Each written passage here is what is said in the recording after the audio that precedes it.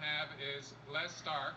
He has worked on the issue of marijuana reform for many years. He's a leader on this issue statewide and is an author in the area. I've asked Les to come up and make a brief statement. So, Les? How you doing? As John said, my name is Les Stark, and I'm an author and a hemp historian in Pennsylvania. And I'm a former libertarian. I actually switched my registration to Democrat so I can support John Hanger. As all of us here know and are well aware, the days of cannabis and hemp prohibition are almost behind us, and change is so obviously coming that it can be seen by all, even those who oppose it. On May 22nd, 1933, Pennsylvania became one of the last states to make cannabis illegal before the federal government enacted the first cannabis prohibition law in 1937. On July 5th of 1938, the first person that we know of to be arrested in Lancaster County under the new state marijuana laws was an 81-year-old hemp farmer named Enos Schaefer.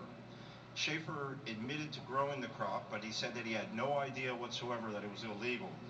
As far as he was concerned, he was growing hemp, and he was growing it for seeds for his chickens to eat.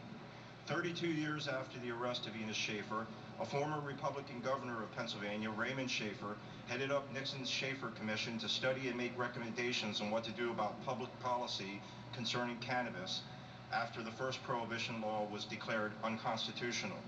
The Schaefer Commission concluded that responsible adult consumption of cannabis was not a problem worthy of criminal sanctions and recommended at the very least decriminalization with strong consideration of making it legal again as it had been since the founding of Pennsylvania and then this nation. When William Penn founded Pennsylvania in 1681, he proposed that hemp would be among the staples of trade here. And one of the first acts of the Pennsylvania General Assembly was an act to encourage the farmers of Pennsylvania to grow hemp. A series of similar acts were passed over the next 60 years, into the late 1730s. And when Lancaster County was formed in 1729, it contained the original Hempfield Township, named for the vast quantities of hemp raised there.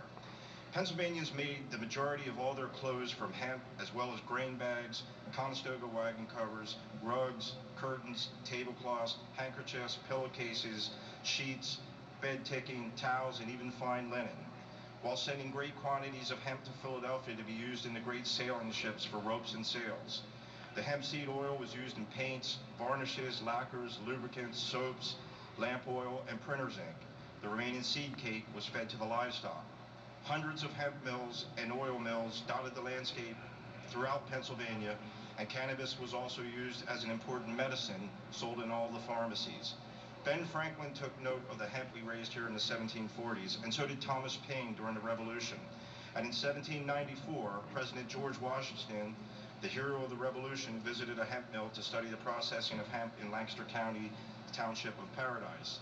What did William Penn and the early governors of Pennsylvania know that our current governor and legislators don't know? What did Ben Franklin, Thomas Paine, and President George Washington know that our current leaders don't know? What did former Republican Governor Raymond Schaefer know that our current governor, Tom Corbett, does not know? Now we have a candidate for governor of Pennsylvania who knows what the great founding fathers of Pennsylvania and this nation knew and is calling for a new birth of freedom. That man is John Hanger. John Hanger is a leader, a man with intelligence, compassion, wisdom, and a clear vision of where he wants to lead Pennsylvania. He will be a governor for all Pennsylvanians. He communicates as an expert on a variety of subjects, including environmental policy. His views are acceptable to the vast majority of Pennsylvanians, and he has my full support. I hope he has yours too.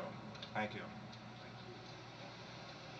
Thank you, Les. That history, I think, is one of the reasons why Pennsylvanians and the country is changing rapidly its opinion. Thank you for your support, Les.